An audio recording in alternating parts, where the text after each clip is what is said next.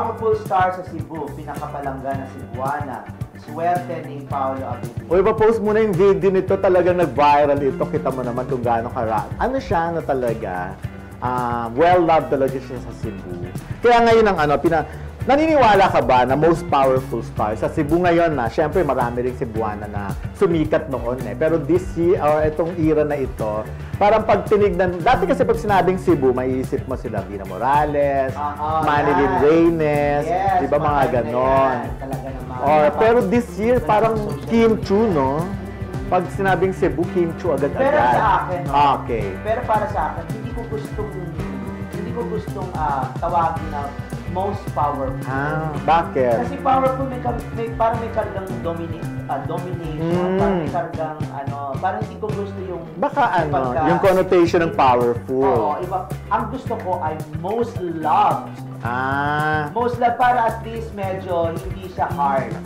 Soft siya. Kasi mas gusto ko kasi makita si Kim na soft, ganyan na parang love talaga. Di ba lahat ng mga kinakadel, yung yakap, yung pag nakita mo lang, mag-glow ka na, di ba? Hindi kasi pag most powerful, parang may takot ka pa eh. Kasi parang yung power niya kasi, yung everywhere she goes, yun. Yung parang ganun. May command. Oo. May command siguro, powerful. Hindi kasi pag powerful, parang ina-associate mo sa mga tycoon. Ina-associate mo sa mga businessman, ina-associate mo sa mga politiko. Mga ganon. Ayun. Ayan. May command, may well-loved, most loved artist. Hindi lang naman one of the most loved artists sa buong universe. Wow, buong universe, sa buong buong universe na? Global. Ang title natin, Cebu lang muna. Sa Cebu lang muna. Kaya yung hindi, ayun nga yung topic. Ito naman most loved. Oo, pero ngayon ang topic natin, yung about Cebu. Kasi nga di ba na-mention ko si Manny din dati at si Dina. Sila yung mga natatandaan talaga eh. Pero ngayon nga si Kim Chiu, pinakapalangga na Cebuana sa ngayon. Palangga, alam mo na ibig sabihin, palangga, di ba? Mahal. Yun, pero yun lang naman sa akin. May kung gusto yung most powerful, si Kevin lang. Kasi parang, ewan ko, iba kasi dating sa akin ang most powerful. Parang isa ka ng superhero. Pwede rin naman, pero at least, oo nga yung gano'n na parang katulad yan, kung nasaan siya, laging marami, dagsa ang napakaraming tao. Pero alam mo, narinig ko yung audio niya. May magic siguro. Narinig ko yung audio niyan kasi maraming angulo yan eh. Natutuwa ako talaga kay Kim Chiu. Pag yung reaction niya, every time maraming tao. Kasi inaano niya talaga, kumbaga, usually, di ba, pang artista maraming tao na bumubulong na agad sa mga handler nila or sa PA nila na, ay, tayo, medyo ingat tayo, ganyan. Kung sino man, dito tayo dumaan na nakakatakot. Pero ito talaga, siya pang nagsasabi sa mga kasama niya na mag-smile. Sabi ko ng mga nanonood sa atin. Sino? Mag-ano ka daw, names pagbanggit ka. Ray Pumaloy, yan, yung mga ganyan. Kasi talaga ayaw niya nung parang maraming tao, yun, natutulak-tulak siya, nababatok-batukan. Ayoko ng mabaho. Nababatok-batukan siya, yung mga ganon. Ayoko ng maputi. Di ba maraming... Ayoko! Wow, Maya!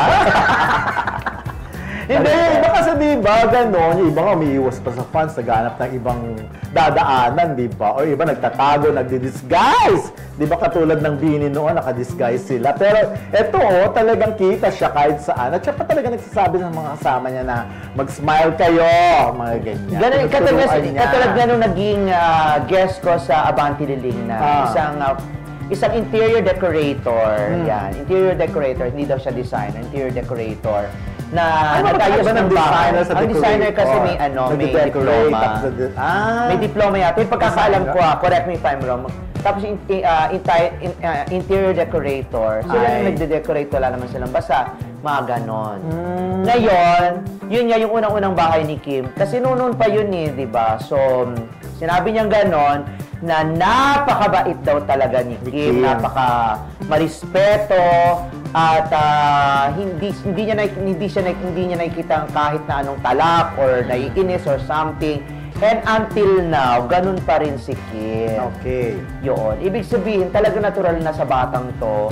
Ang pagiging mabait, innate na talaga, na ini-imbibe niya. Siyempre kasi, alam ko na nasa isip ni Kim na kung hindi dahil sa tao, hindi dahil sa mga fans, hindi dahil sa mga nagmahal sa kanya, hindi siya makakarating kung saan man ang estado niya ngayon bilang isang most loved Cebuana. Oo, kasi ang daming artista nga katulad dati, di ba? Si Julia Barreto nagkaroon ng issue pero abroad naman yun, yung tinatawag lang siya, kumakaway siya, pero instead na kumaway, di ba, dire-diretso lang. Maraming ganun eh.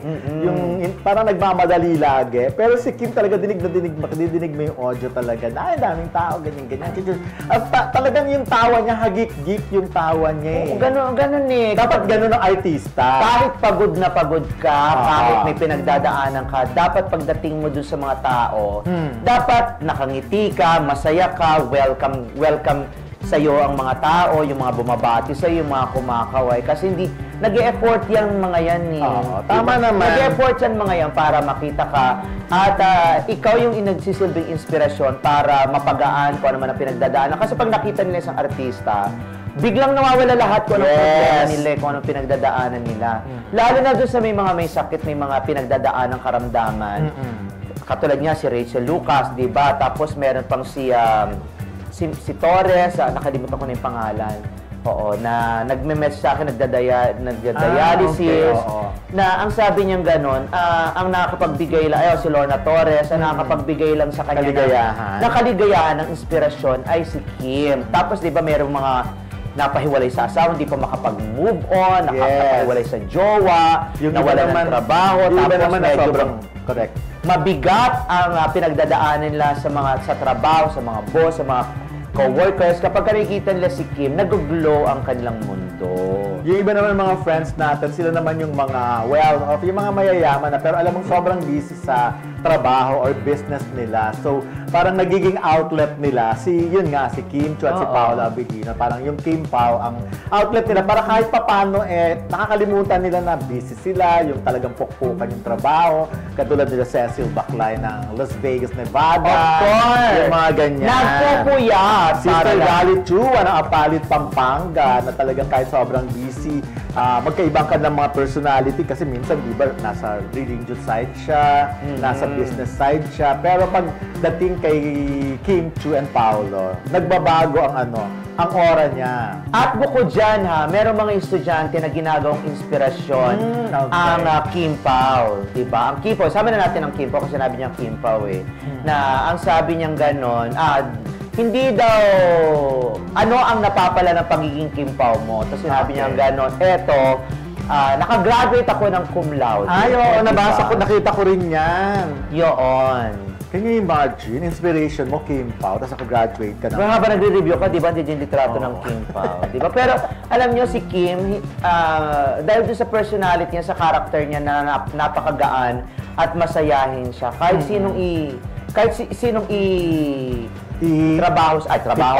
i-partner sa kanya sa trabaho, sa hosting, di ba, sa eksena, alam mo yung magiging masaya, magiging magaan. Oo nga. Actually, wala pa naman ako naririnig na nakatrabaho si Kim na nagreklamo or may mga kasi di ba sa showbiz naman napakaliit lang ng matindi ang bulong-bulungan yan. Pag mahirap kang katrabaho, yun na. Parang kakalat yun. Ay, wag yan, ganyan-ganyan. Si Kim walang ganon. Tsaka talaga, pag mahirap talagang katrabaho. Ginagano ko lang. Ay, ginagano. Sorry. Ginagano kasi minsan, di ba, hello? At napakaswerte ni Paolo Abilino. Di ba? Yes! Napakaswerte ni Paolo Abilino. Kasi syempre, Kim Chu na yan, di ba? Marami naman siyang choices kung tutuusin. Pero, syempre, dahil... Sino si Paolo? Si Kim. Okay. Marami naman siyang choices, ganoon din naman si Paolo. Pero, dahil itinadha sila ng tadhana, kaya sila nagkatuluyan. Si Kim maraming choices, pero si Paolo, choice niya talaga si Kim. Mga ilang years ago, 10 years ago pa, yung mga gano'n. Well, may nagtatanong, paano nagiging reaction mo pag may nababasa ka na, ba't puro Kim Pao kayo? Tila hindi mapigilan ang excitement ng mga Kim Pao fans para sa paparating na seryeng The Alibi ng ABS-CBN at Dreamscape Entertainment. Muling magsasama sina Kim Chiu at Paolo Avellino sa isang romance suspense series na inaasahang mapapanood sa huling bahagi ng 2025. Bagong look, bagong kwento. Sa unang teaser photos, makikita si Kim Chiu na may maikling kulot na buhok habang si Paolo Avellino ay may rugged look na may kasamang mga bloodstains at police files, palatandaan ng mas seryosong tema ng serye. Ang The Alibi ay mula sa parehong team na nasa likod ng hit series na Linlang, kaya't mataas ang inaasahan ng mga manood. Star-studded cast. Bukod kina Kim at Paolo, tampok din sa serye sina John Arcila, Sam Milby, Sofia Andres, Robbie Jaworski, at Zaza Padilla. Ang direksyon ay pinangungunahan ni Jojo Sagin at Onat Diaz na kilala rin sa kanilang trabaho sa Linlang. Reaksyon ng fans. Agad na nag-trending ang teaser sa social media kung saan ibinahagi ng mga fans ang kanilang excitement. Yes, ready na kaming manood. Magbabalik na ako bilang subscriber dahil sa The Alibi. Please, i-release nyo na ang teaser.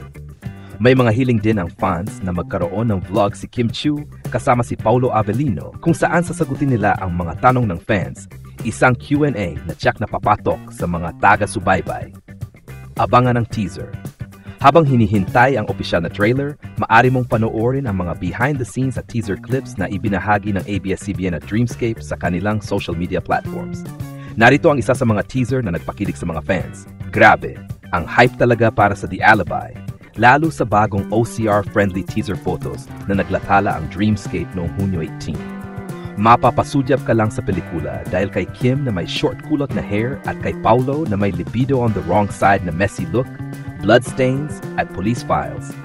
Desperadong gustong magtanong kung bakit sila nandyan pulos misteryo at tensyon. This is the third major project Nina Kim Chiu at Paolo Avellino sa Dreamscape ABS-CBN pagkatapos ng Linlang, thriller mystery, at Philippine adaptation ng What's Wrong with Secretary Kong. Iba't ibang genre ang pinagdaanan nila dati. Gustong-gusto ng fans na makita ang bagong revolusyon sa combination ng romance at suspense. Pinagtatag na ng Dreamscape ang serye kay FM Reyes at Joe Seguin na mga direktor na binigyan ng thumbs up ng publiko dahil sa Linlang franchise, Side Turn Through Review Zoom. Si Danica Domingo ang writer. Sinabing pareho na team ng Linlang.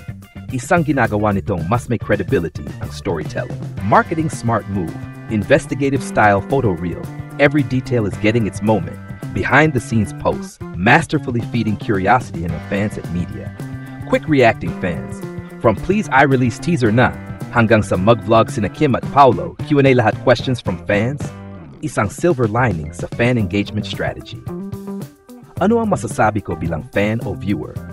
Kung isipin ang background ni Kim at Paolo, successful movies, series na My Love Will Make You Disappear, Linlang, etc., may matibay na justification ng taas na expectations.